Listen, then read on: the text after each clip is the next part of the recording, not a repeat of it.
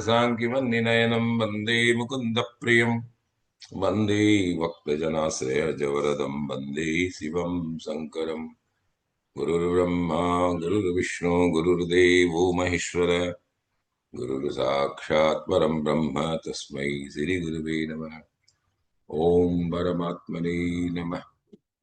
नारायणं नमस्कृत्यं नरं चैव नरोत्तमं देवी सरस्वतीं व्यासं ततो जयमुदीरये। आज के गीता मंथन के इस सत्र में पधारे हुए जितने भी श्रद्धालु भक्तजन हैं उन सबका सादर जय श्री कृष्ण।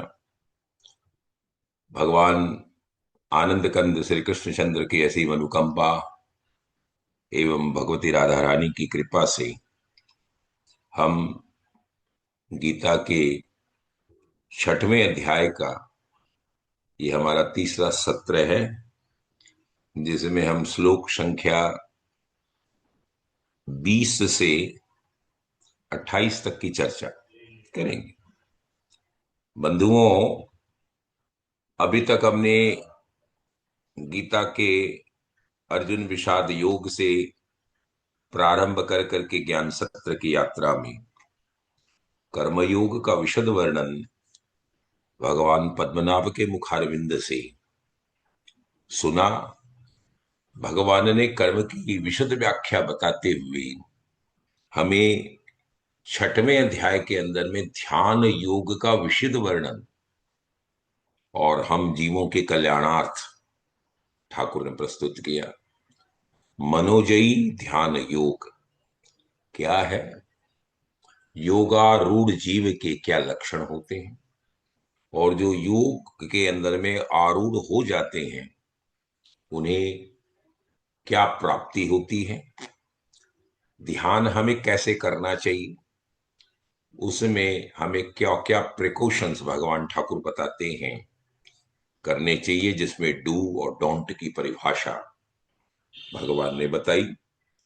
प्राणायाम ध्यान के द्वारा प्रत्याहार की व्यवस्था हम कैसे करेंगे, इसका आगे भगवान विशद वर्णन करते हुए और ध्यान योग का सूक्ष्म विवेचन प्रस्तुत कर रहे हैं।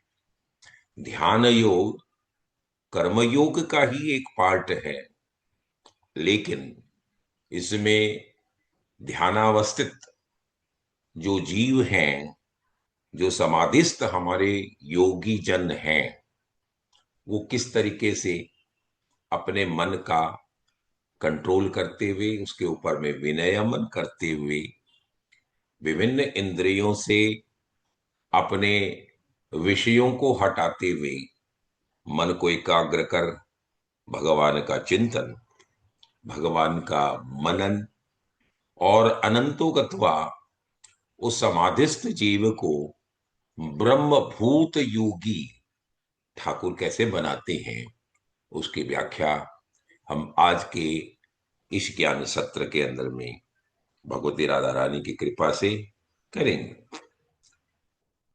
बंधुओं, ठाकुर समाधि के परम योग की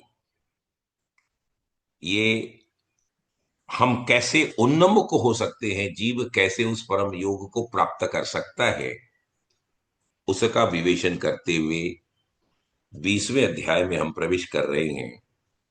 यत्रो परमते चित्तम निरुद्धम योग सेवया यत्र सेवात्म आत्मानं पश्यान आत्मनि तुष्यति।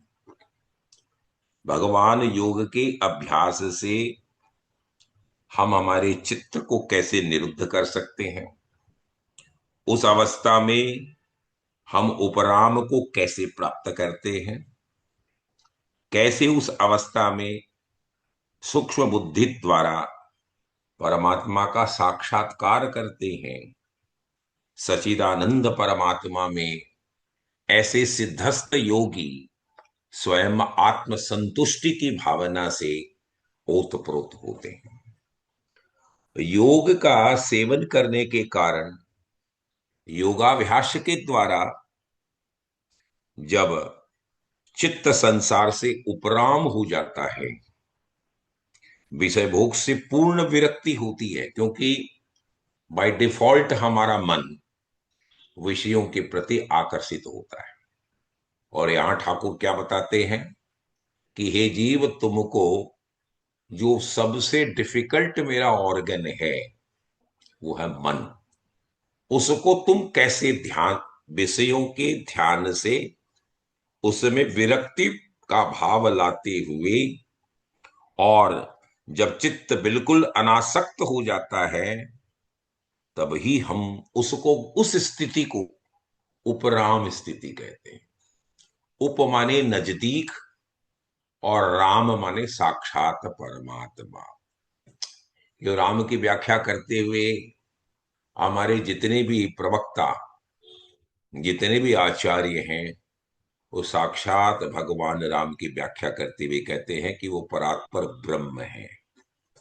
तब जीव की वो स्थिति होती है उपराम स्थिति में, जब वो जीव भगवान के अत्यंत नजदीक, जिसको हम बोलते हैं सायुज्य, सामीप्य की स्थिति, जब आत्मा की परमात्मा के साथ में आती है तो वो परम योग की स्थिति कहलाती है। योग का मतलब ही है आत्मा को परमात्मा से जोड़ने की प्रक्रिया, क्योंकि हम मैथमेटिक्स में भी योग को प्लस कहते हैं।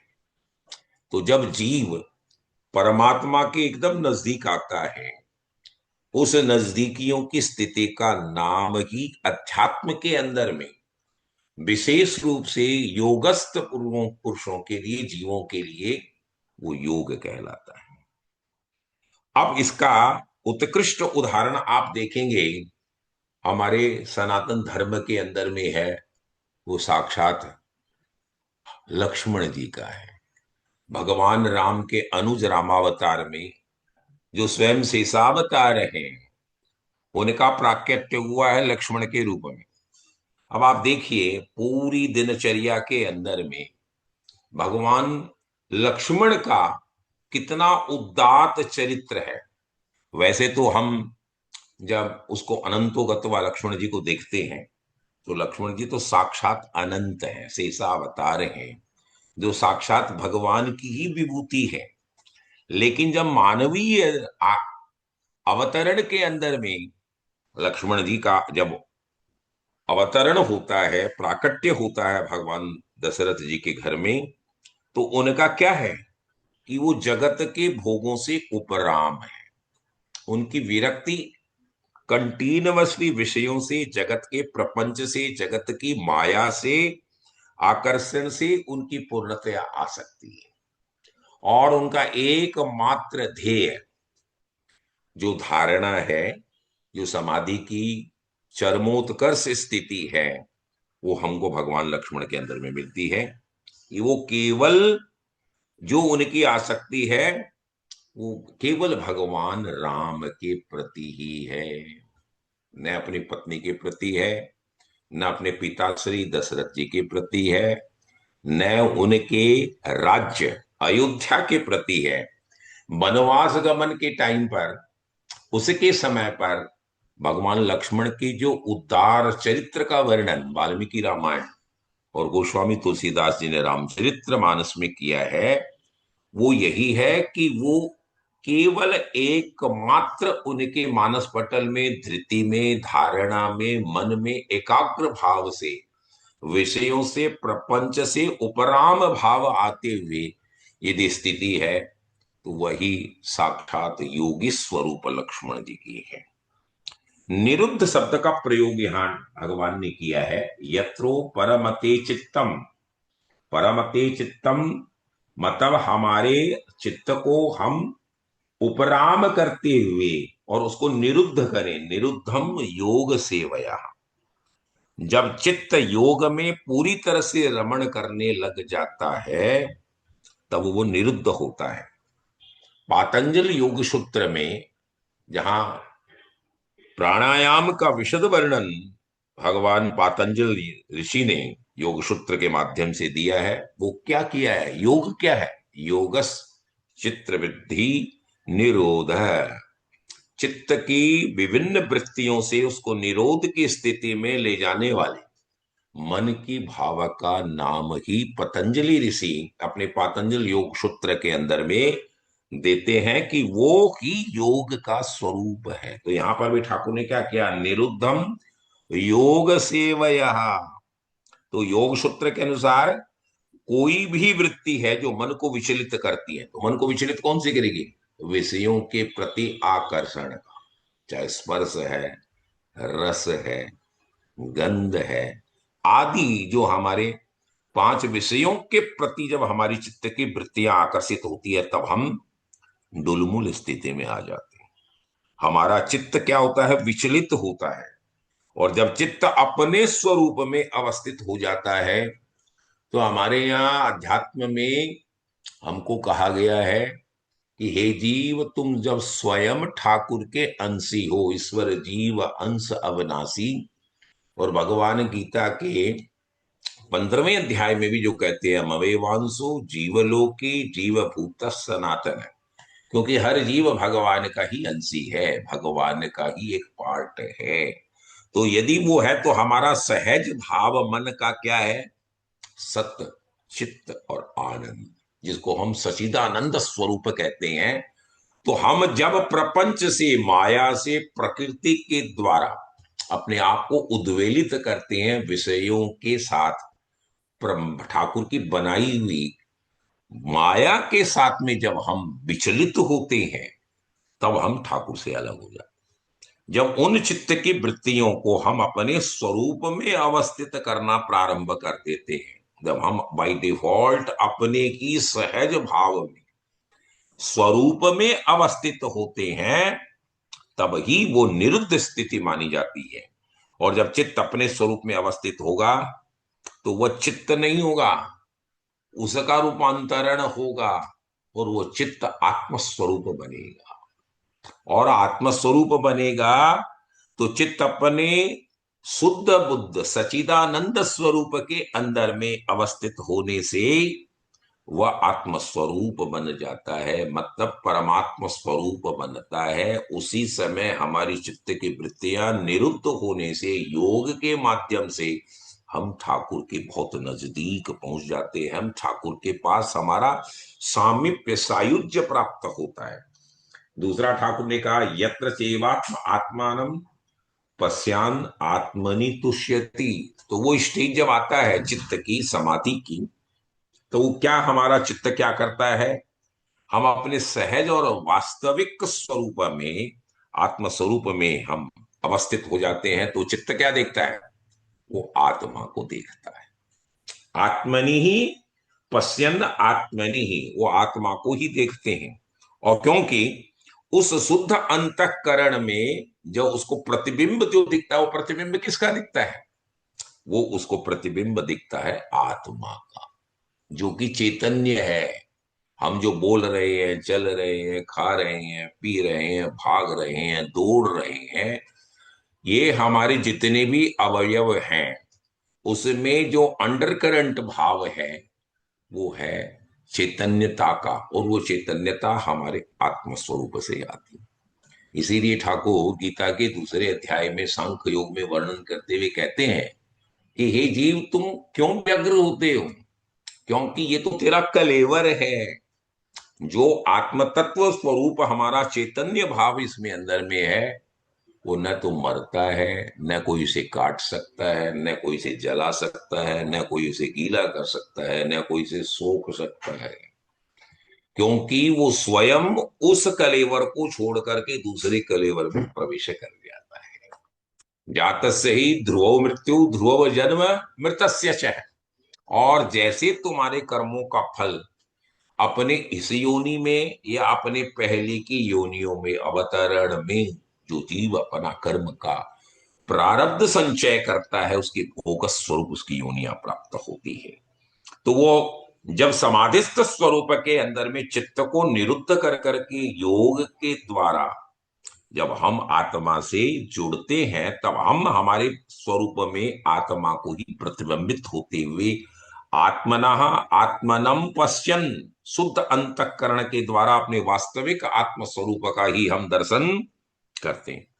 और आगे ठाकुर ने क्या कहा, आत्मनि ही तुष्यति, और संतुष्टि का भाव क्या आता है, वो आत्मा राम बन जाता है। भगवान शिव का स्वरूप क्या है, वो स्वयं अपने ही रूप में, अपने ही सहज स्वभाव में अवस्थित है, और संतुष्ट भी अपनी आत्मा में ही हो। हम कभी भी आनंद को देखना चाहें तो हमें कभी भी बाह्य जगत में प्राप्त नहीं होता है। जो भी आप चलत की भाषा में उसको हम आनंद की व्याख्या करते हैं, वो आनंद नहीं है, वो सुख है।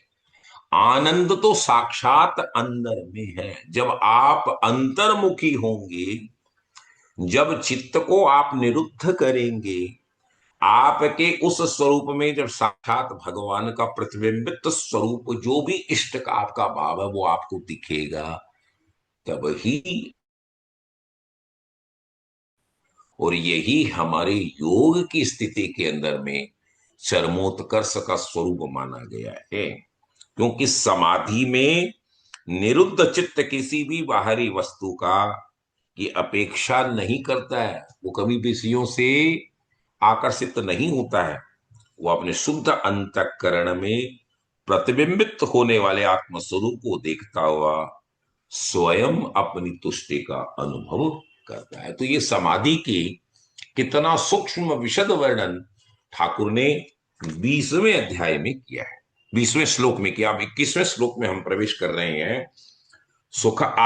सुखमात्यंतिकम यत्तत् बुद्धि ग्राह्यमतीन्द्रियम वेति यत्र न चैवायम स्थित चलति तत्वतः। अब भगवान क्या बताते हैं कि तुम सुख के द्वारा अपने आप को विचलित करते हो, लेकिन जब समाधिस्थ स्वरूप में बनते हो तो अतीन्द्रिय, अतीन्द्रिय कौन है, यहां पर ठाकुर ने कहा यत बुद्धि ग्राह्य मतीन्द्रियम, माने अतीन्द्रिय भावनो, तुम इंद्रियों के ऊपर में तुम्हारा अपना अंकुश हो, इंद्रियों से अतीत हो। और वो होगा कैसे, बुद्धि ग्राह्य, बुद्धि से होगा। और उसमें तुमको क्या प्राप्त होगा, सुखम आत्यंतिकम, आत्यंतिक सुख तुम्हें प्राप्त होगा जी, उस जीव को उस समाधि की स्थिति के अंदर में। और उस अवस्था में वो क्या वेति, क्या अनुभव करेगा, वेति यत्र न चेवायम, वो कभी भी उस अवस्था में स्थित वह योगी परमात्मा के स्वरूप, अन्य किसी भी स्वरूप से विचलित होगा ही नहीं। माने उसमें प्रपंच है, हमारे विषयों के विषय हैं, इंद्रियों के, वो उसे विचलित कर नहीं सकता। क्योंकि वो स्थिति ऐसी है कि उस लौकिक सुख, क्योंकि हमारे लौकिक सुख कितने हैं, वो अल्प है, कुछ समय के लिए, क्योंकि उसका अवसान, उसका विनाश निश्चित है। इसमें कोई भी भावना आप मन में विचार करिए नहीं। लेकिन जब समाधिस्थ स्थिति में हम पहुंच जाते हैं तो वो आत्यंतिक सुख है, उसका अंत नहीं है, अंत को भी जो पार कर चुका है, इसलिए वो आत्यंतिक सुख है, वो आनंद की स्थिति है। वो परमात्मिक सुख है, वो आत्यंतिक है, वो अति का भी अतिक्रमण कर देता है, जिसका कभी शेष नहीं होता। इसीलिए हम कहते हैं कि आनंद का जो भाव है वो अशेष भाव है, निशेष भाव है, उसकी कोई भी सीमा नहीं है, वो असीम है, लिमिटलेस है, इन्फिनिट है, इसीलिए हम उसे कहते हैं। और वो अनंत है। और लेकिन होगा कैसे, बुद्धि ग्राह्य अतीन्द्रियम, तुमको इंद्रियों पर कंट्रोल करना पड़ेगा, बुद्धि के द्वारा उसको ग्राह्य करना पड़ेगा। तो ये स्थिति क्या बनती है, ये ऋतंभरा प्रज्ञा की स्थिति। योगियों के पास में जो हम लौकिक बुद्धि को देखते हैं, वो बुद्धि को भी प्राप्त पार कर जाते हैं, वो मेधा में जाते हैं, और मेधा से ऋतंभरा प्रज्ञा में प्रवेश करते हैं।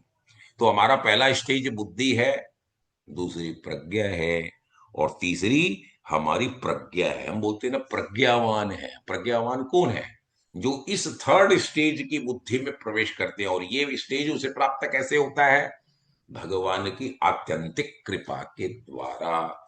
तो समाधिस्थ स्थिति में पहुंचे हुए हमारे जितने भी योगी हैं, जो भी जीव है, उसको उस स्टेज के अंदर में आत्यंतिक सुख का, आनंद का अनुभव प्राप्त होता है। वो इंद्रियों से परे है, वो गुणातीत है, क्योंकि इंद्रियों के संयोग से प्राप्त होने वाला सुख तो क्षणिक है, उसमें लिमिट है वो तो।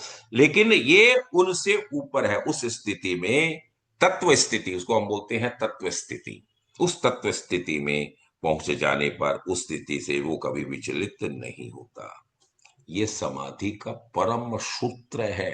देखिए, रामकृष्ण परमहंस को हम जब साहित्य में पढ़ते हैं तो विवेकानंद जब पहली बार गुरु जी के पास पहुंचा तो वो बोला, महाराज आप बोलते हैं कि भगवती काली के पास सब कुछ है और मेरे को तो भूख लगेगी, मुझको आपके इस तात्विक बोध का कोई आवश्यकता मेरे को मालूम नहीं, मुझे तो मांगो रोटी दाओ, बंगला में जो भाव है। तो उसने कहा क्या, रामकृष्ण परमहंस ने, कि हे विवेकानंद, उस समय वो नरेंद्र थे, विवेकानंद नहीं हुए थे, बोला नरेंद्र तुम जाओ भगवती काली से, मां से मांगो, तुमको सब कुछ मिलेगा। लेकिन जब तक वो चित्त के अंदर में एकाग्र का भाव नहीं आया तो वो विचलित होकर के पुनः वापस गुरु जी के पास आ गए। तो गुरु जी ने, क्या तुम्हें कुछ मिल गया, खाना मिला? बोले महाराज वो मूर्ति मुझे क्या खाना दे सकती है। अरे बोले मूर्ख, तुम एकाग्र भाव से मां की तुमने उपासना की ही नहीं। और जैसे ही द्वितीय बार वो भद्रकाली के सामने में खड़ा होकर के दक्षिणेश्वर के अंदर में भगवान की प्रार्थना करता है और अपने गुरु के आशीर्वाद से मन को एकाग्र कर करके बाह्य स्थिति से अपने आप को सहज करते हुए अपने स्वरूप में अवस्थित होता है, तो वो खड़ा खड़ा ही नरेंद्र समाधिस्थ हो गया। देखिए, समाधिस्थ होने के लिए आपको आवश्यकता बैठ करके आसन लगा करके प्राणायाम के माध्यम से भगवान को प्राप्त करने की प्रक्रिया हमारे गीता के अंदर में नहीं है। जिस परिस्थिति के अंदर में तुम परमात्मा से, भगवान की इस पारलौकिक शक्ति से जुड़ जाओ, वही स्थिति समाधि की है। और खड़ा खड़ा खड़ा जब वो माँ को देख रहा है तो क्या माँ का ऐश्वर्य विवेकानंद देखता है। और उसके बाद वो रोटी को भूल जाता है, पानी को भूल जाता है, और उस समाधि से जैसे जैसे वापस उतर करके लौकिक क्षणों में आता है और गुरुजी के पास जाता है तो गुरुजी ने क्या कहा, नरेंद्र तुम्हें रोटी मिली, नरेंद्र तुमको पानी मिला। तो नरेंद्र क्या कहता है, हे ठाकुर अब मुझे किसी चीज की आवश्यकता नहीं है। क्यों? क्यों? जो लौकिक सुख की कामना करने के लिए नरेंद्र जो पहले बार भगवती दक्षिणेश्वर काली के पास में गया था, वो उसको पार कर गया।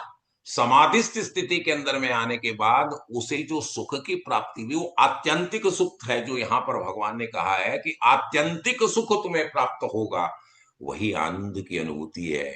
मतलब ठाकुर मुझे अब कुछ नहीं चाहिए, मैं वहां जाकर के स्वयं आत्मसंतुष्ट भाव के अंदर में अवस्थित हो गया हूं। ये समाधिस्थ है। स्वयं गोस्वामी तुलसीदास जी वर्णन करते हैं कि भगवान रामभद्र जब स्वयंवर में सीता जी को जीत लेते हैं और जैसे ही पाणी ग्रहण के लिए जहां हम जाते हैं तो ससुर और सासू दोनों आकर के जब उनको देखते हैं तो विदेह राज की स्थिति का वर्णन गोस्वामी तुलसीदास जी ने कहा है। जो स्वयं विदेह राज है, जिनको दुनिया का कोई प्रपंच भगवान का उनको विचलित नहीं कर सकता, जनक जी को राजर्षि जनक थे, ब्रह्मर्षि जनक थे, वो भी भगवान के स्वरूप को देख करके एक टक देखते रह गए। निर्निमेष जिसको हम बोलते हैं कि पलकें भी वहां गिरी नहीं है। और भगवान रामभद्र को देख करके जो स्वयं आनंद के सागर हैं, वो आनंद के सागर को देखते हुए निर्विशेष जनक समाधिस्थ हो गए और वो भूल गए कि मैं स्वयं अपने जवाई राजा भगवान राम जो इस मनुष्य लोक के अवतरण के अंदर में आए हैं, क्योंकि उस स्थिति में समाधिस्थ होकर के जनक उस स्थिति में पहुंच गए जहां उनका साक्षात आत्मा का परमात्मा से विलय हुआ। खड़े खड़े उनके राजगुरु उनको कहते हैं कि अरे राजा जनक, तुम्हारी नॉर्मल क्रियाकलापों का संपादन करो।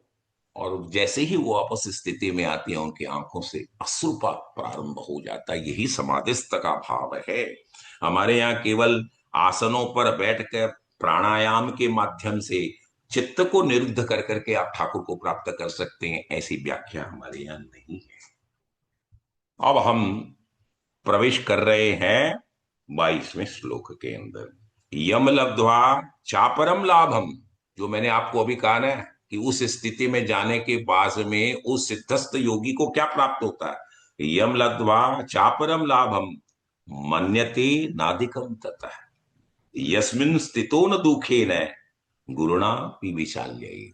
और उस समाधिस्थ भाव में रह प्राप्त होने के बाद में जीव को क्या प्राप्त होता है।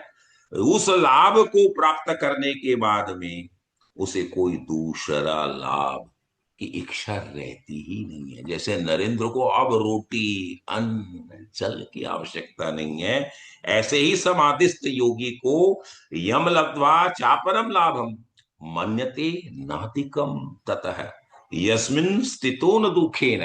और उस स्थिति में पहुंचने के बाद में क्या दुख भी उसको विचलित कर सकते हैं क्या। दुख भी उसको विचलित नहीं कर सकते। और गुरुणापि विचाल्य एक, उस परमात्मा स्वरूप की स्थिति में प्राप्त हुई सिद्धस्थ योगियों को वो बड़ा से बड़ा दुख भी उसको चलायमान नहीं कर सकता है। ये स्थिति है हमारे समाधिस्थ भाव की।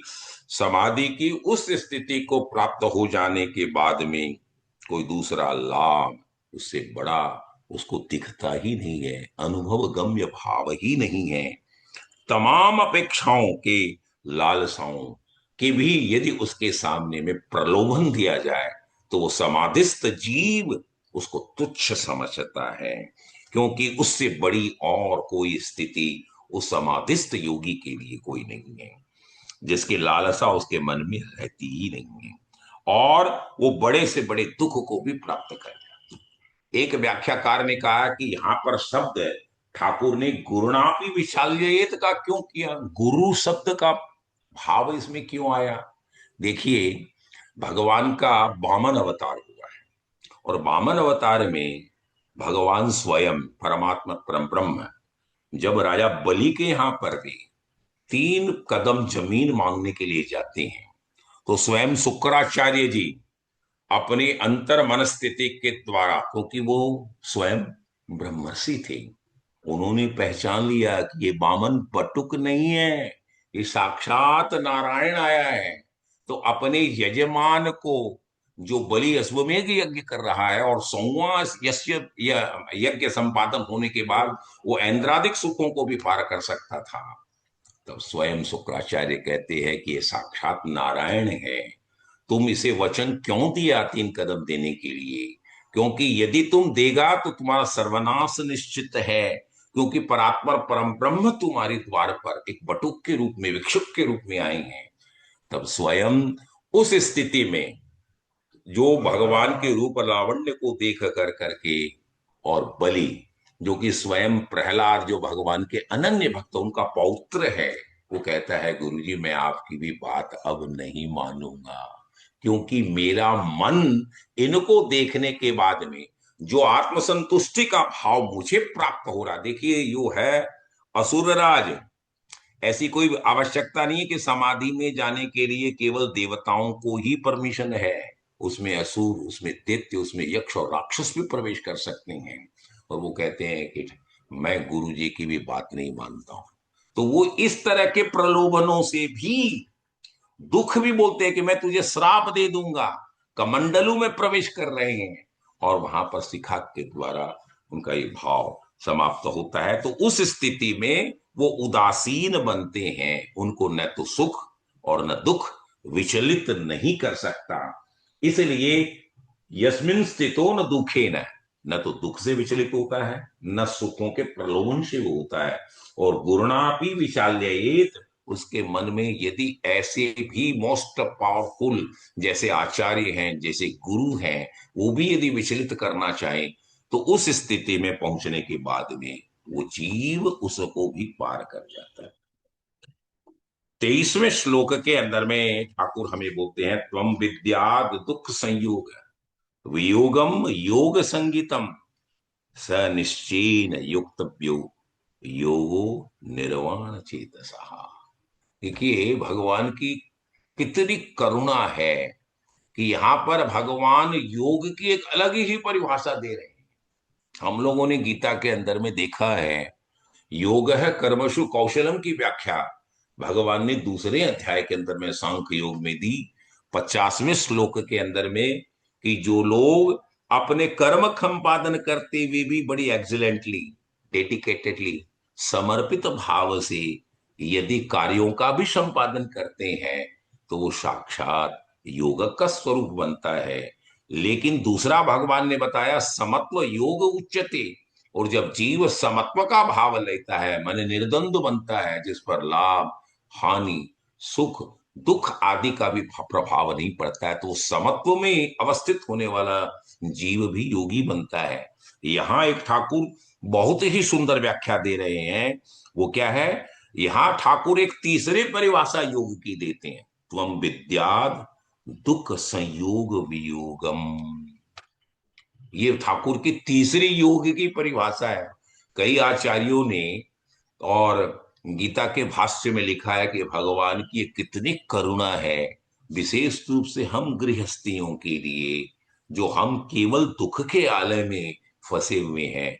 हमारा पूरा गृहस्थ जीवन दुखों से भरा हुआ है। उसमें ठाकुर क्या कहते हैं कि योग है कर्मसु कौशलम, समत्वम योग उच्यते, और तीसरा त्वम विद्या दुख संयोग वियोगम योग संगीतम। यहाँ पर ठाकुर क्या करते हैं? जिसमें दुख के संयोग का वियोग हो। देखिए शब्द की कितनी सुंदर विन्यास भगवान नारायण ने अपने मुखारविंद से पद्मनाभ ने की है, कि तुम्हें दुख के संयोग का वियोग प्राप्त हो। ऐसा नहीं कहा कि दुखों का वियोग हो जाए, दुखों से तुम्हारी विरक्ति हो जाए। हे जीव, जब तुम्हारे पास दुख आवे तब उसका तुम्हें अनुभव न हो, और उस अनुभव की स्थिति में तुम उसके वियोग को अनुभव करो, माने वो दुख तुमको विचलित न कर सके। ये कितनी सुंदर व्याख्या है। स निश्चयन युक्तव्यो योग निर्वाण चेतस है। और उसमें उन्होंने कहा कि तुम्हें कोई उकताने की भी चेष्टा करे, तुम अपने धैर्य को भी छोड़ना चाहे, तो उस स्थिति में तुम धैर्य उत्साह युक्त चित्त से भी निश्चय पूर्वक अपने कर्तव्य का संपादन करो। देखिए कर्मयोग की ठाकुर की ये बहुत ही सुंदर व्याख्या भगवान ने की है। मैंने कहा था ना कि गीता को हम यदि मौलिक रूप से चलायमान भाषा के अंदर में कंपार्टमेंटेशन करें, तो गीता का दूसरे अध्याय से 6वें अध्याय तक कर्मयोग की व्याख्या भगवान ने की है, 7वें से 12वें में भक्ति योग की व्याख्या है, और 13वें से 18वें में भगवान ने ज्ञान योग की परिभाषा की है। हम क्या है, आमतौर पर ठाकुर क्या बोलते हैं कि हम गृहस्थी हैं या कोई भी जीव है, योगी है, राजा है, राजनीतिक व्यक्तित्व का आदमी है, सबको किसी न किसी तरह से उन स्थितियों में दुख का सामना तो करना ही पड़ता है। देखिए भगवान की दो विशिष्ट अवतार हुए, भगवान राम और भगवान श्री कृष्ण। उन्होंने हर कदम के अंदर में दुखों को सहा है। सहने की प्रवृत्ति का नाम कर्मयोग है। स्वयं भगवान श्री कृष्ण का अवतार तो जेल में हुआ है, कारागार के अंदर में, और वहां से आप अनंतो गत्वा देखिए, 6वें दिन में, छठी वाले दिन तो स्वयं पूतना पहुंच जाती है और अपने दुग्ध पान के माध्यम से विषकालकूट का पान करवाती है भगवान नारायण को, और उसे भी भगवान मातृत्व सुखदायक को भी वो प्रदान करते हैं। फिर सकटासुर, बकासुर, कंस आदि को आप देखिए, केवल कंटिन्यूअसली झड़ियां जो लगी हुई है वो दुखों की है। ऐसे ही भगवान राम का राज्याभिषेक होना है और वनगमन हो रहा है 14 वर्षों का, तो उसके बाद में जैसे ही अयोध्या प्रवेश करते हैं, स्वयं भगवती जगदम्बा जानकी का वियोग हो रहा है, और उनके दो बालक लव और कुश, उनका अवतरण भी स्वयं ब्रह्मर्षि वाल्मीकि के यहाँ हो रहा है। तो आप देखिए इन दोनों अवतारों के माध्यम से और उसके संपुष्टित भाव का ही निरूपण भगवान ने यहाँ किया कि हे जीव, जब भी तुम्हारे पास दुख आवे, तो उस दुख के संयोग का वियोग करना सीखो, उससे डिटेच होना सीखो, उस अटैचमेंट से तुम यदि विचलित हो जाओगे, उकता जाओगे, तो तुम मुझे प्राप्त नहीं कर सकते हो। तो हमारे यहाँ लौकिक रीतियों में दुख हमारे आएंगे ही, ये मान करके चलिए। तो दुख दाहिना है, दुख बायां है, दुख ऊपर है, दुख नीचे है। स्वयं हमारा गृहस्थ जीवन तो दुख का आलय है। तो हमको इन दुखों से छुटकारा कैसे प्राप्त हो सकता है? तो हम दुख जब भी आवे, उसके संयोग को भी ठाकुर का प्रसाद माने, और उसमें शरणागति का भाव लेते हुए हम उसमें वियोग की भावनाओं को उदात करें, हमारे चित्त को उन्मुख करें, दुख और सुख में सम रहने की परिस्थितियों को, उस भावों को हम सीखें। तो दुख तो जाएगा जीवन में, क्योंकि कभी जो दुख आया है उसको जाना होगा, और जो सुख आया है उसे भी जाना होगा। चक्रवर्त परिवर्तनते, दुखानी च सुखानी च, ये सकट योग है। क्योंकि यदि अमावस्या आई है तो पूर्णिमा को आना होगा, और यदि पूर्णिमा आई है तो अमावस्या को आना होगा। अनिर्वण अनिर्वण्ण चेतसा, अनिर्वण्ण चित्त से, बिना उकताए हुए चित्त से इस योग की साधना का अवश्यमेव हमको भाव हमारे जीव के अंदर में, चित्त में, हमारे मन के अंदर में उक्षित करना होगा, और तभी हमारा परम कल्याण हो सकेगा। यही बचकाना भाव मन में नहीं रखे, हरि से लगी रहिए भाई, तेरी बनत बनत बन जाई। क्योंकि एक न एक न दिन वो दुख के भी जो दिन है उनका अवसान होगा, और हमें ठाकुर का परम सौभाग्य प्राप्त होगा। ये भाव हमें मानना चाहिए। 24वें श्लोक में हम प्रवेश करते हैं। तो संकल्प प्रहान कामान त्यक्त्वा सर्वान शेषतः मन सेवेंद्रियम ग्रामम विनियम्यम समन्ततः। तो मनुष्य को क्या करना चाहिए? ठाकुर फिर हमको योगस्थ पुरुष के अंदर में हमारे चित्त को बनाने के लिए क्या कहते हैं कि जो तुम्हारे संकल्प से उत्पन्न होने वाली जितनी भी कामनाएं हैं, क्योंकि कामनाएं कहां से प्रकट होती है?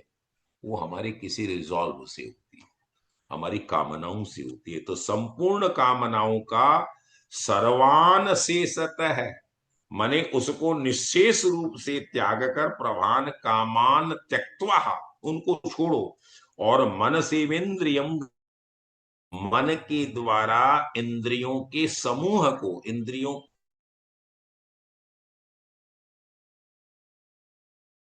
सभी ओर से विनयम करते हुए तुम समन्ततः उसको रोको, उसके द्वारा तुम विचलित मत हो। ठाकुर क्या कहते हैं कि ये तो तुम्हारे पास आएंगे, लेकिन तुम दुख से विचलित मानो। और तुम कर कर कह सकते हो कि योग की साधना के अंदर में प्रवृत्त होगा कैसे? संकल्प प्रभान कामान, हमारी कामनाओं का उद्भव, उसकी जेनेसिस, उसकी उत्पत्ति कामनाओं से होती है। और कामना कैसे आती है? वो संकल्प से आती है। तो तुम संकल्पों का ही त्याग करो। जब तुम्हारे मन के अंदर में तुम संकल्प ही नहीं लोगे, तो तुम्हारी कामनाएं आएगी नहीं, और कामनाएं जब नहीं आएगी तो तुम्हारा मन विचलित नहीं होगा, और मन विचलित नहीं हुआ तो मन एकाग्र होगा। इंद्रियों के समूह को जब तुम कंट्रोल कर सकोगे, नियमन कर सकोगे, तो अनंतो गत्वा, तुम्हारी जो कल्याणात्मक यात्रा है, जिससे तुम ठाकुर को प्राप्त कर सकते हो, उससे तुम संयुक्त हो सकते हो, ये भावना ठाकुर बताना चाहते हैं। क्योंकि कामना की जड़ और माँ बाप जो है वो संकल्प ही है। तो हम यदि मन में संकल्प लेवें, तभी हमारा भाव उसकी तरफ जाता है।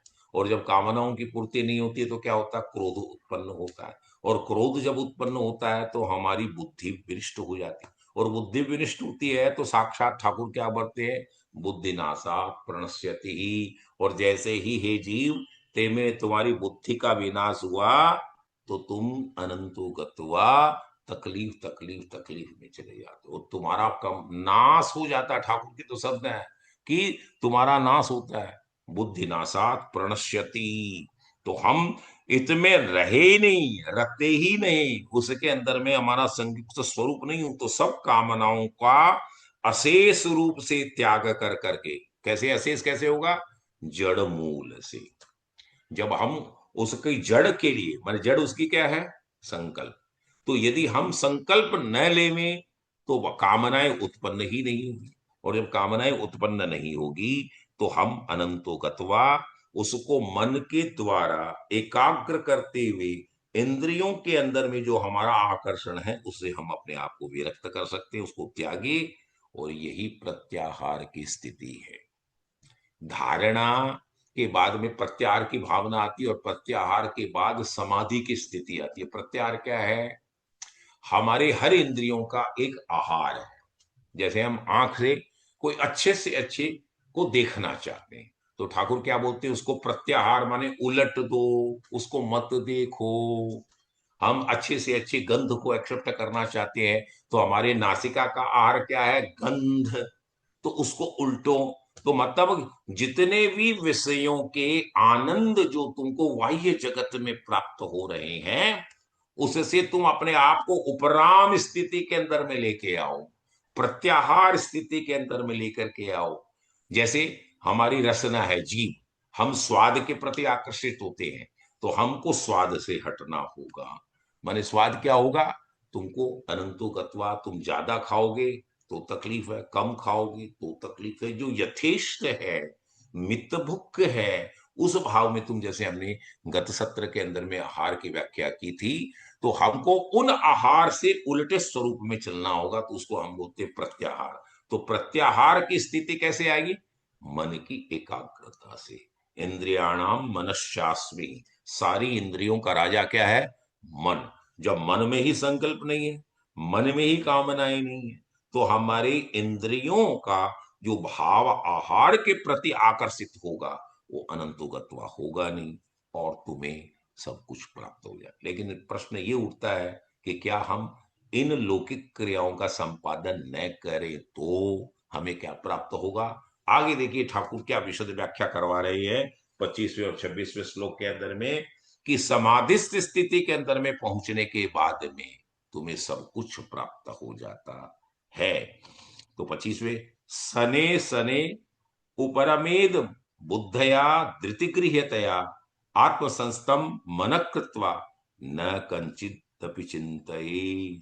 क्रम से, क्योंकि मन में आप एकाग्रता लाने की चेष्टा भी करोगे, तो हठात हम करना चाहें तो मन हमारा हठात कंट्रोल नहीं होगा। ये अनकंट्रोलेबल ऑर्गन है हमारा।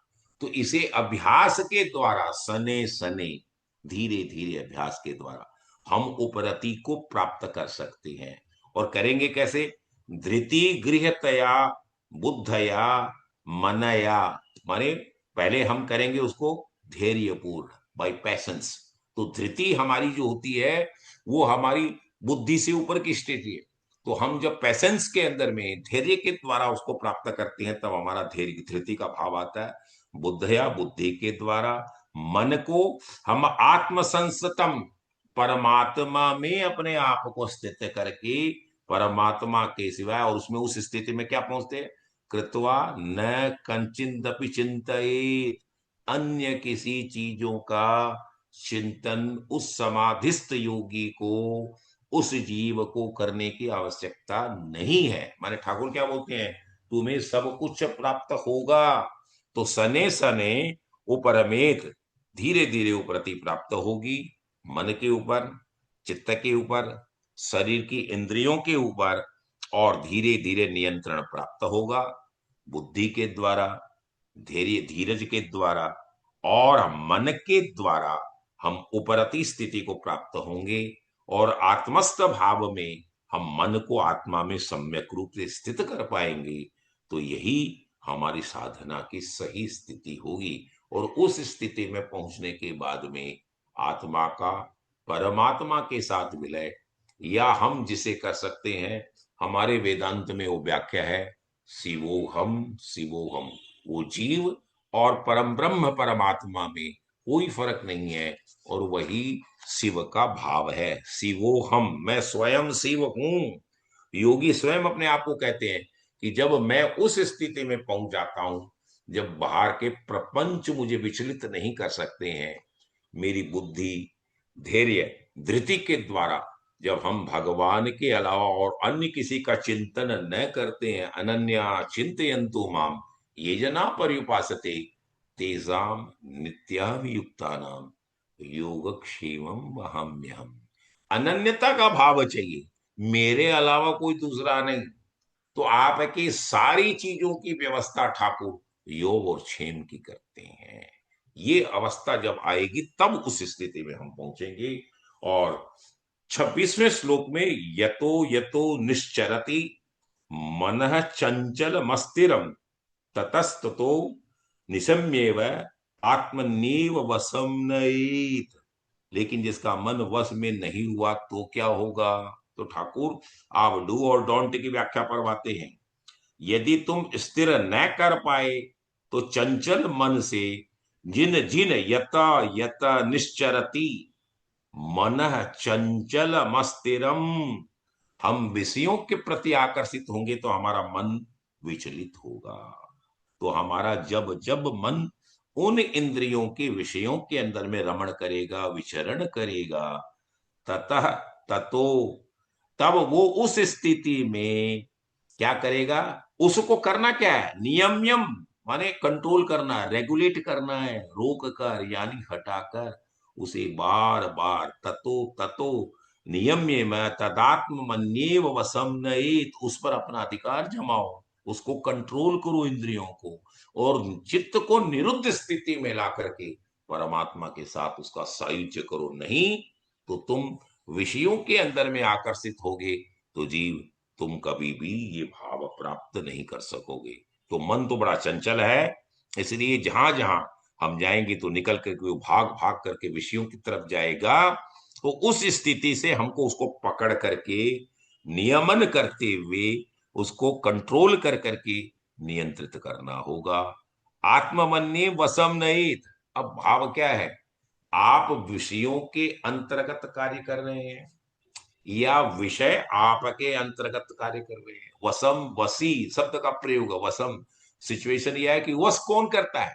जब हमारा मन एकाग्र होता है तब हम हमारी ये जितने भी स्वर्णेंद्रिय है, कान के इंद्रियां हैं, रसना है, गंध की हमारी नासिका है, उन्हों के ऊपर में हम विषयों से विचलित नहीं होते। कब होते हैं? जब हमारा मन एकाग्र होता है। आप देखिए, एक बच्चा कलकत्ता क्रिकेट की कमेंट्री देख रहा है और कमेंट्री देखने के टाइम पर वो इतना एकाग्र हो जाता है टेलीविजन के अंदर में कि यदि match West Indies versus India चल रहा है और उसकी मम्मी उसको आवाज दे रही कि तुम्हारा नाश्ता पड़ा तुम खा लो, उस स्थिति में उसके कान तो है, श्रवणेन्द्रियां हैं, लेकिन उसके कान के अंदर में अपनी मम्मी के, अपनी माता और पिता के शब्दों का प्रवेश नहीं हो रहा है, क्योंकि मन एकाग्र हो रखा उस टेलीविजन के सीरियल से। तो जब हम उस स्थिति में पहुंचते हैं तो हमारी बाह्य स्थिति की जो भी परिस्थितियां है वो हमें विचलित नहीं कर पाती है। तो स्वयं मम्मी को आकर के उसको उठाना पड़ता है और तब ही वो एकाग्रता उसकी भंग होती है। तो ठाकुर क्या बोलते हैं कि तुम कार्य का संपादन करने के अंदर में तुम्हारी स्थिति मन की यही बननी चाहिए कि तुम जो बहिर्मुख सुखों से, बहिर्मुख इंद्रियों के आनंद के विषय सुखों की अनुभूति के प्रति तुम जो उन्मुख होते हो उससे तुमको कंट्रोल करना है। तुम्हारी सारी इंद्रियों पर तुम्हारा कंट्रोल होना चाहिए। Rather you should not be controlled by all these organs. वो तुमको पराधीन बनावे। अवस्था ये है कि तुमको उनको पराधीन बनाना है। वो कैसे बनाना है? तुम धीरे धीरे सने समय अभ्यास के द्वारा मन को एकाग्र कर करके बाह्य विषयों से इसको हटा करके और आपको अपने ही सहज भाव में अवस्थित कर कर करके भगवान के चिंतन के प्रति आत्मा के सम्यक स्वरूप से तुम अपने आप को स्थित करो। तो वो स्थिति क्या होगी कि तुम सम्यक रूप से भगवान से जुड़ जाओगे। अब देखिए 27वें और 28वें श्लोक में भगवान ये बात बोलते हैं कि इस स्थिति में पहुंचने के बाद तुम क्या प्राप्त करते हो। क्योंकि हम स्वार्थी जीव हैं तो हम सत्यनारायण भगवान की भी कथा सुनते हैं तो पहले ये पूछते हैं कि महाराज ये व्रत किसी ने किया तो उसे क्या क्या प्राप्त हुआ। तो ठाकुर देखिए कितना विशद वर्णन 27 और 28 में बता रहे हैं कि इस स्थिति में पहुंच करके समाधिस्थ योगियों को, समाधिस्थ जीव को क्या प्राप्त होता है? प्रशांत मनसम हीनम योगिनम सुख उत्तमम। ऐसी स्थिति में पहुंचने वाले योगियों को उत्तम सुखों की प्राप्ति होती है। देखिए कितनी सुंदर व्याख्या है। प्रशांत मनसम हीनम योगिनम सुखमुत्तमम उपेति शांत रजसम ब्रह्म भूत कलमसम। उसके सारे पाप हट जाते हैं और वो जीव ब्रह्म भूत बन जाता है। वो स्वयं शिवमय बनता है, वो साक्षात प्रभुमय बन जाता है। और जब वो ठाकुर के पास ठाकुर के ही स्वरूप में अपने आप को मैनिफेस्टेशन कर लेता है, ट्रांसफॉर्मेशन कर लेता है, तो भगवान की जितनी भी नीतियां हैं, भगवान की जितनी भी सिद्धियां हैं, उस समाधिस्थ योगी को प्राप्त हो जाती हैं।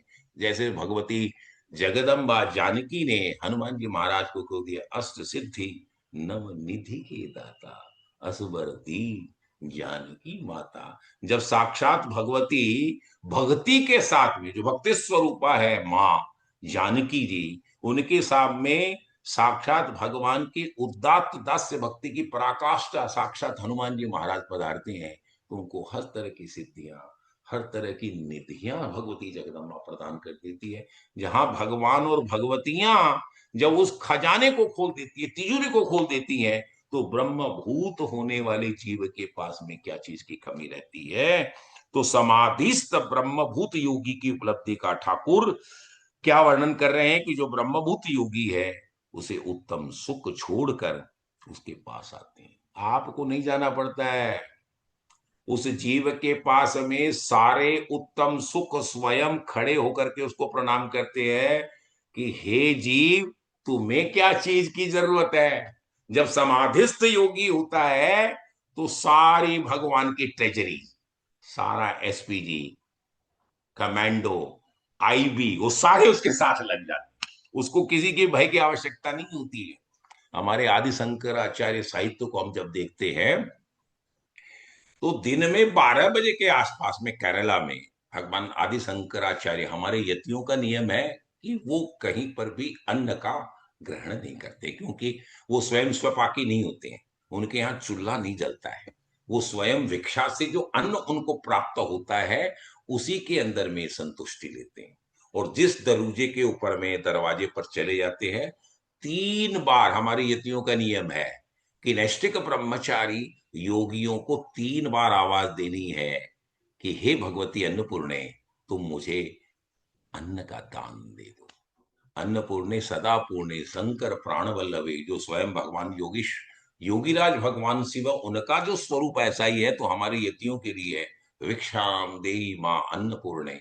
वो हर स्त्रियों को अन्नपूर्णा स्वरूप मानते हैं। और दिन की करीब 12:30 1 बजे की टाइम है, गांव के अंदर में लोग खाना वाना खा करके सो जाते हैं।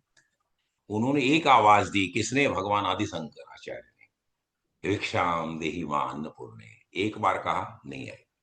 भिक्षाम देहि मां अन्नपूर्णे, दूसरे बार भी नहीं। तीसरे बार वो विचलित होकर के, जो गृहिणी है और वो भी ब्राह्मणी थी, वो बाहर आकर के झरोके से देखती है कि कौन योगीराज आया है भिक्षान मांगते हुए। तो देखते हैं साक्षात भगवान आदि शंकराचार्य खड़े। बाहर आकर के वो प्रणाम निवेदन करती है कि हे महाराज, मेरा आज परम सौभाग्य है कि साक्षात भगवान शिव के रुद्रावतार मेरे यहाँ पधारे हैं और मेरे पास एक अन्न का दाना नहीं है। उनके आंखों से अश्रुपात होते हैं।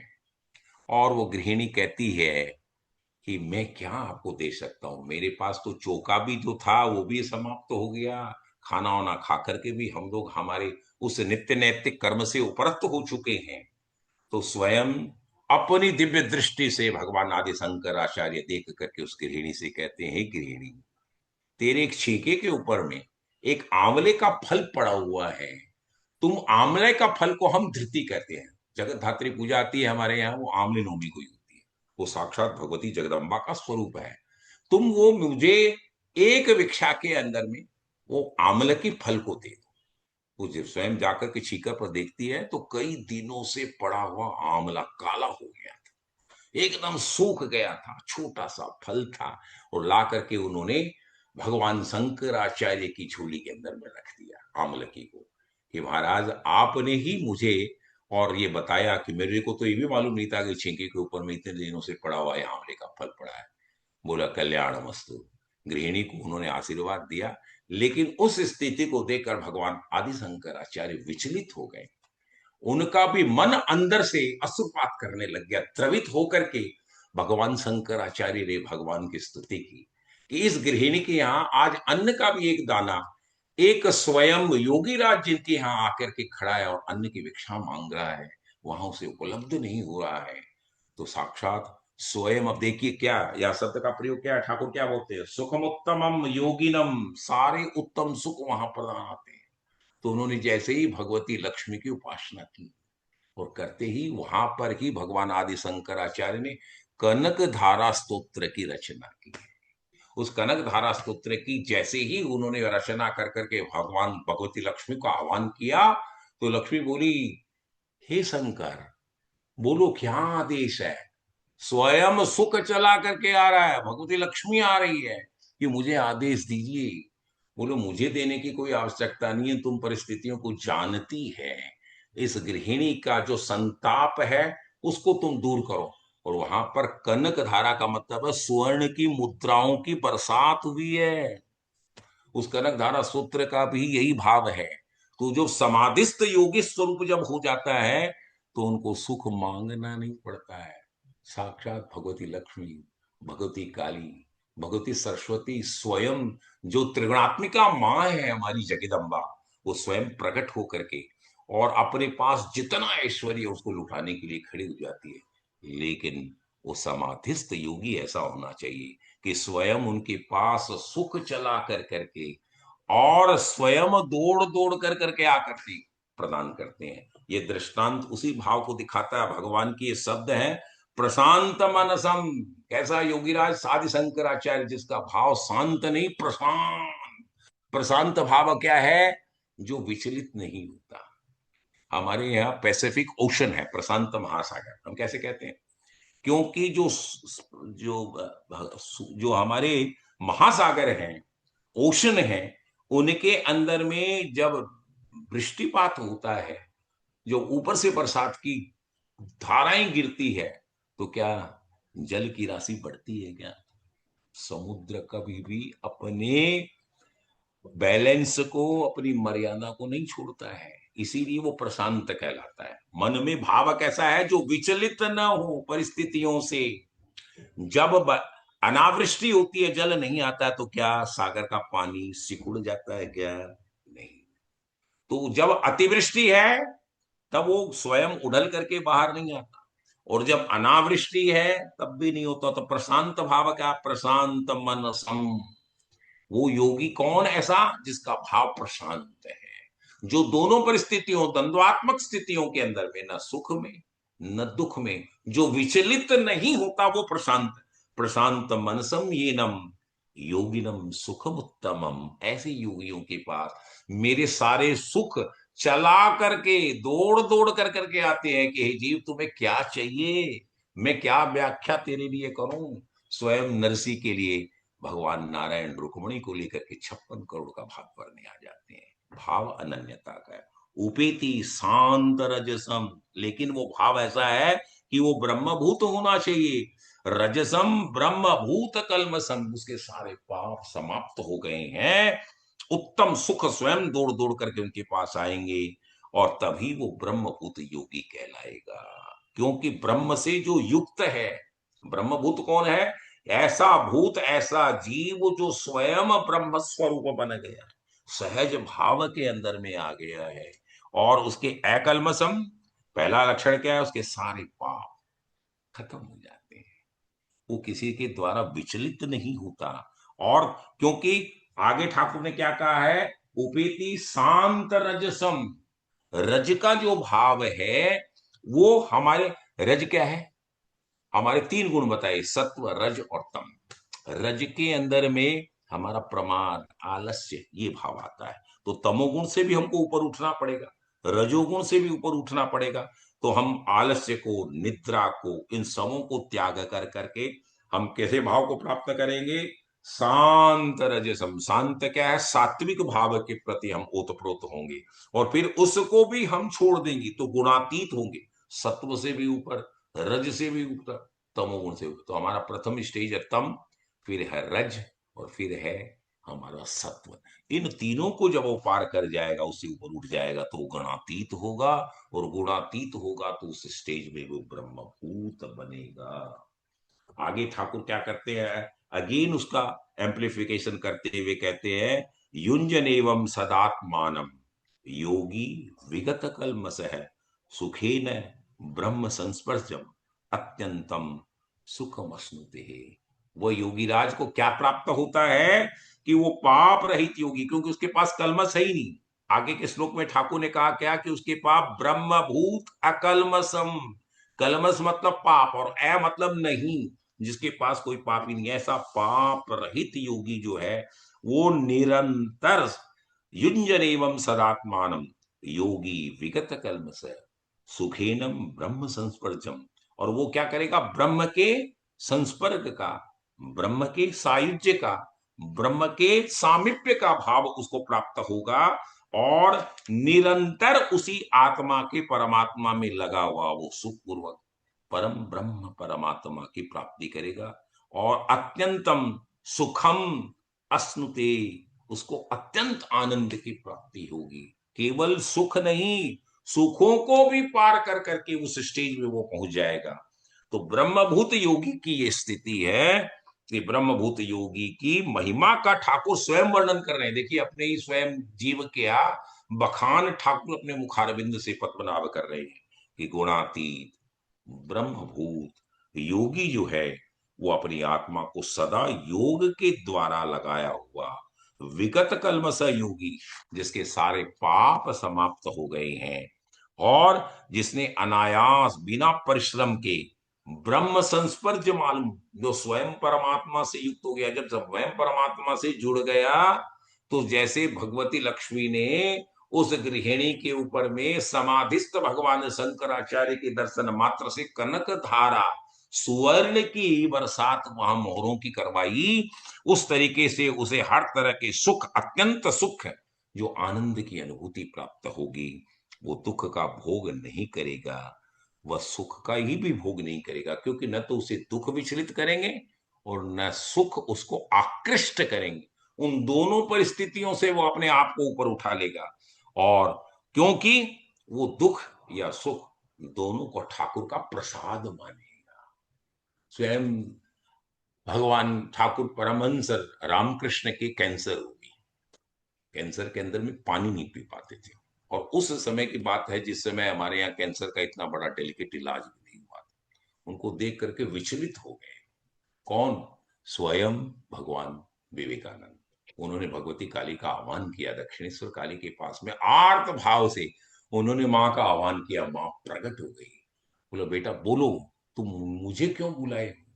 बोले मेरे स्वयं ठाकुर, मेरे गुरु स्वयं पानी भी नहीं पी पा रहे हैं। माँ, ऐसी विकट परिस्थिति के अंदर में कैंसर के रोग से मेरे गुरुजी पीड़ित हैं, और मैं उनको देख करके विचलित हो रहा हूं।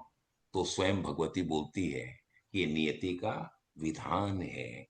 हे विवेकानंद, हे नरेंद्र, तुम इसके अंदर में इंटरफियर मत करो। कर्म के जो भी भोग है उस जीव को भोगने पड़ेंगे।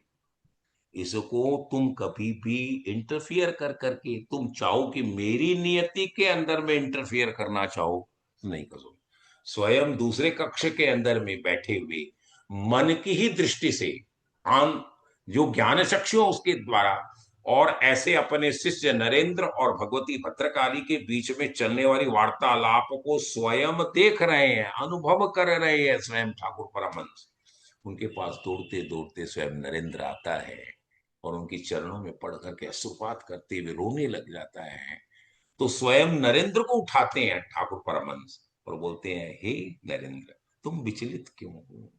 अरे ये तो माँ का प्रसाद है रे, तुम क्यों इस चीज को समझते हो? न तो कोई दुख है, न कोई सुख है। जो कुछ भी मिला है ये माँ का प्रसाद है, और तुम यदि इस चीज को देखना चाहो तो मेरे गले को देखो, तो देख रहे हैं कि उसमें कीड़े खलबला रहे हैं। तो देख करके विचलित हो गया। फिर उन्होंने ताली पीड़ा, क्योंकि उनकी बोली बंद हो गई थी लास्ट के अंदर में। और जैसे ही उन्होंने ताली का उच्चारण किया और देखा तो मुंह पूर्णतया साफ है। तो बोलते रहे ये माँ की माया है। तुम इस माया से विचलित होना चाहते हो नरेंद्र, ये तो तेरी परीक्षा लेने के लिए, और स्वयं भगवती ने मेरे द्वारा और ये उपक्रम करवाया। क्योंकि जो भी सुख या दुख है, ये भगवान की दिव्य प्रसाद है।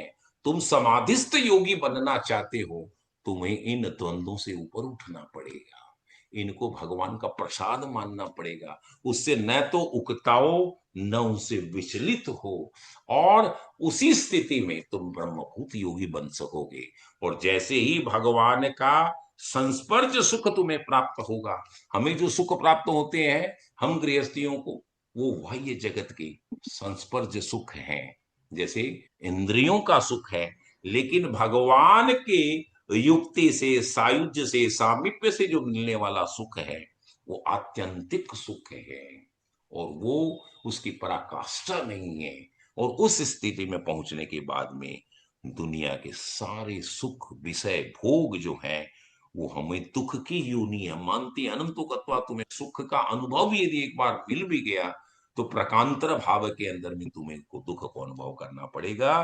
तो ब्रह्मभूत योगी होना सहज स्वरूप। अब जैसे ही हम हमारे सहज भाव में अवस्थित हो जाएंगे, तो हमारे में और ठाकुर में कोई फर्क नहीं है। जो स्वयं सतचित्त आनंद है, और हम भी स्वयं शिवस्वरूप में सतचित्त आनंद, परमानंद का अनुभव करने लग जाते हैं। और इसी के साथ हम हमारी वाणी को विराम देते हैं, और भगवती राधा रानी के श्री चरणों के अंदर में प्रणाम निवेदन करते हैं कि भगवती की कृपा यूं ही हम सभी श्रद्धालु भक्तजनों पर इस गीता मंथन के सत्र में बनी रहे। पुनः आगे की यात्रा हम अगले सत्र में, और इसके बाद के श्लोक 29, 30, 31, 32, 33 को प्रारंभ करेंगे। जय जय श्री राधे, जय जय श्री राधे, जय जय श्री राधे। कोई कोई कुछ प्रश्न करना चाह रहे हैं? आज के जो आज का प्रवचन हुआ है उसमें कोई संशय हो तो अपने प्रश्न कर सकते हैं। व्यास जी, मेरा तो एक छोटा सा प्रश्न है कि जैसे ये जो सुख की जो परिभाषा आपने कही कि सन्यासी जो सन्यास्त योगी जो है उसको एक परम सुख का अनुभव होता है, तो वो सुख क्या गृहस्थ भी कैसे गृहस्थ प्राप्त भी, करे? कैसे उसको प्राप्त? गृहस्थ भी कर सकता है, जैसे स्वयं राजा जनक ने किया। उसी मैंने हिसाब आपको से। कहा था ना कि राजा जनक स्वयं राजा है, और जब साक्षात परात्पर ब्रह्म को भगवान राम के स्वरूप में देख रहे हैं चलते फिरते, और उसी समय देखते समय ही वो अवस्थित हो गए। तो ऐसा भाव नहीं है कि ये समाधिस्थ का भाव, ये लक्षण है। मैंने आपको इसीलिए कहा कि आपको कंदराओं में, गुफाओं में, हिमालय में जाकर के उस स्थिति को प्राप्त नहीं करना है। आप स्वयं विदेहराज बन सकते हैं। आपको अपना आभास ही नहीं रहेगा, सारी भावनाओं को। आप बताइए, नरसिंह नरसिंह मेहता क्या हुए थे? वो तो हमारे ही जैसे जीव थे गुजरात के अंदर में। हाँ। लेकिन उनका अनन्य भाव कैसा था ठाकुर के साथ? तो वो क्या कहते हैं अपने मारवाड़ी में, अरे मुंडो कुण लागे गो सांवरिया तू, तेरी भाण को ब्याह है, मायरू कुण भरेगो, तू भरेगो। कमांडमेंट, आदेश देने की भाव वो रखता है जिसका मन एकदम निर्मल है, जिसका मन एकदम प्रशांत है, जो न दुखों से विचलित होता है, न सुखों से आकृष्ट होता है। और उस स्थिति में वो हमारे सारे कार्य संपादन की शैलियों को भगवान नारायण के, अपने इष्ट के समर्पित कर देता है। और जब उसको समर्पित कर देता है तो ठाकुर बोलते हैं, सर्वधर्मान परित्यज्य मामेकम शरणं व्रज, अहम त्वाम सर्व पापेभ्यो मोक्षयास्मि वासुदेव। शरणागति में आने वाले जीव को भगवान अपनी अंडरटेकिंग देते हैं। देखिए, पूरी गीता में भगवान की अंडरटेकिंग दो श्लोकों के अंदर में है। एक तो 9वें अध्याय के, अनन्या चिंतयन्तो माम ये जना पर्युपासते, और एक 18वें अध्याय के शरणागति के 66वें श्लोक के अंदर में है। और दोनों में अनन्यता का भाव है। अनन्य चिंतयन्तु मां, अनन्य मतलब जो मेरे को छोड़कर कोई दूसरा नहीं। और यहां पर सर्वधर्मान परित्यज्य मामेकम, मामेकम, मम प्लस एव, मेरे को छोड़कर और कोई दूसरा नहीं। जिसको तुम इष्ट मानते हो, तुम भद्रकाली को मानते हो, तुम भगवान शिव को मानते हो, तुम भगवान हनुमान जी को मानते हो, तुम खाटू नरेश को मानते हो, तुम जिसको रानी सती दादी को मानते हो, तुम जिस भी प्रतीकात्मक स्वरूप के अंदर में तुम मेरा ही स्वरूप को देखते हो। तो हम जब तक उसमें सरेंडरिज्म का भाव नहीं लाएंगे, तब तक हमारे में फल की इच्छा और फल के लोभ का, उसका फल जो है ना वो हमें प्राप्त होगा। तो पहले तो हमारी कामना आएगी, कामना आएगी तो हम फलों से जुड़ेंगे, फल की इच्छा होगी। इन दोनों से भगवान बोलते हैं तुमको छोड़ना पड़ेगा, हटना पड़ेगा। और तुम क्या सोचते हो कि कामना तुम्हारे में आती कैसी है? तेरी प्रकृति के कारण आती है। एक आदमी बहुत गुस्सा होता है क्योंकि उसकी प्रकृति ही तामसी है। एक आदमी कंटिन्यूअस काम करता है 24 घंटे में 18 घंटे, जैसे हमारे नरेंद्र मोदी है, वो राजसी प्रवृत्ति के आदमी है। तो जिनमें जिनका जैसा गुण है, तो ठाकुर ने भी कहा चातुर्वर्ण्यम मया सृष्टम, गुण कर्म विभाग से है। मैंने 4 वर्णों की रचना की है और उसका अंडरलाइंड थीम क्या है? गुण कर्म विभाग से है। गुणों को देखते हुए, कर्मों को देखते हुए व्याख्या की है। जन्मना तो हम शूद्र ही होते हैं, जन्मना शूद्रो जायते, हमारे वेद कहते हैं। तुम तुम्हारे कर्म से विप्र बनते हो, तुम अपने कर्मों से बनिए बनते हो, तुम अपने कर्मों से क्षत्रिय बनते हो, तुम अपने कर्मों से शूद्र बनते हो। तो गुण कर्म विभाग से ये वर्ण व्यवस्था की जो व्याख्या हमारे कर्मकांडियों ने प्रपंचियों के माध्यम से जो की है वो नहीं है। उस स्टेज को तुम पार प्राप्त कर जाते हो। स्वयं आप भी जब इस जगत में प्रवेश कर जाते हो, जो विप्र जगत है, जिसमें मेधा प्रखर होती है, ऋतंभरा प्रज्ञा जब प्रवेश करती है, तो उस जब आप हाई स्पीड की जोन के अंदर में जब लेन में प्रवेश कर जाते हैं, तो आपकी गाड़ी 160 170 80 की स्पीड पर भी चलती है, तो उसमें सस्पेंशन से वो गाड़ी गड़बड़ाती नहीं है और आप अपने गंतव्य को प्राप्त कर ले। और ये बिना भगवान की अनुकंपा के होता है। इसीलिए कहते हैं कि मन को भी एकाग्र तुम कैसे करोगे? सने सने धन्यवाद। अभ्यासात। आपको यदि प्राप्त भी करना है तो हम बिना अभ्यास के प्राप्त नहीं कर सकते। हमको अभ्यास करना होगा। धीरे धीरे धीरे जब हम उन प्रपंचों से हटेंगे, भगवान की शरणागति को हम लेंगे, तो ठाकुर की भी कृपा हमारे पर आएगी। और हमारी जो कलमस किसी भी योनि के, किसी भी हमारे पूर्व जन्म के अंदर में रहे हैं, उसको ठाकुर धीरे धीरे समाप्त कर देंगे और हम वापस ठाकुर के साथ में जुड़ जाएंगे। और उस दिन विष्णुकांति को जो चीज की आवश्यकता होगी, ठाकुर जी स्वयं खड़े होकर के रहेंगे कि विष्णुकांत ये ले लो, विष्णुकांत ये ले लो। आप बोले ठाकुर मुझे नहीं चाहिए, मांगो मुझे रोटी दाओ। परमहंस की जो पहला संदेश जो स्वयं नरेंद्र को उन्होंने दिया है, और जब वो जा करके भगवती के पास में समाधिस्थ होकर के जब देखता है, तो उसके अंदर में भगवान के 56 भोग भगवती स्वयं दक्षिणेश्वर काली ने उसको नरेंद्र को दर्शन करवाया कि हे जीव तुम बोलो तुम्हें क्या चाहिए, ये सारी चीजें तेरी है। जब वो आनंद सिंधु को प्राप्त कर ली, तो वो बिंदु के अंदर में अपने आप को सीमित करना नहीं चाहता है। वो असीम से मिल करके स्वयं असीम बन जाता है, अशेष बनता है। जब सतचित्त आनंद से हम जुड़ जाते हैं, तो हम भी शुद्ध बुद्ध बन करके सतचित्त आनंद बनते हैं। और यही ब्रह्म भूत की व्याख्या है। शिवोहम, शिवोहम, शिवोहम। जय जय श्री राम। आज के कार्यक्रम में उपस्थित सभी श्रोताओं का धन्यवाद है, हार्दिक धन्यवाद है।